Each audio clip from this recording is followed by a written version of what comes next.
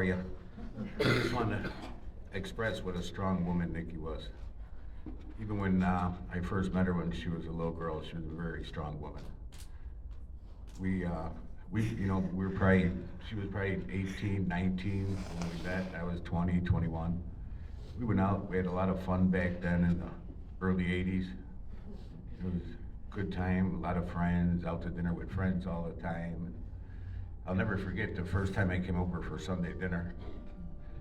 Before I even made it in the front door, it was like, kid going that way, kid going this way, little ones everywhere. And then I remember seeing Joanne, I go, wow, there's small ones too. And then all of a sudden I see from behind the house over there on 2nd Street, I believe it was, 3rd, I knew I was a block off. No. I remember behind the house, all of a sudden a little guy comes with a Dago tee on and a gun in his hand. That would be Butch. I'm going, this guy's gonna be nothing but trouble. Now he's a preacher. Yeah, it was interesting. Then they walk in and I smell pasta and there's more kids. They're everywhere. Then there's, besides all the kids, then The Godfather was on. And then every Sunday after that was always the Godfather movies. But I want to talk to you a little about how courageous she was. And you know, she really put up a heck of a fight here the last couple of years. And my children, they were unbelievable. I mean, if Nikki'd go to the hospital, she was never there alone for a minute. They were there 24/7. They slept there. They put in so much time with Nikki. It was just amazing. But you know, the whole family's like that. If something goes wrong with one Basil, everybody steps up. Somebody causes a problem for one Basil, everybody steps up. It's always been that way. But I wanted to, you know, me and Nikki, we text and talk a little bit the last, 5-6 months and that. And, you know, it was amazing. She, I went through a lot of stuff about 7 weeks ago.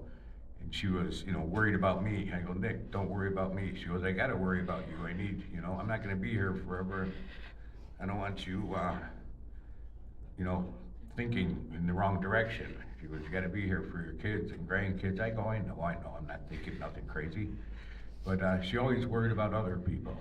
She was the kind of person that if she had $20 in her pocket and she saw a guy in need, standing in front of a store or whatever, she'd want to give him 19. I used to always tell her, I hope you never hit the lottery. You're gonna be broke in a month. You're gonna be trying to save the whole world.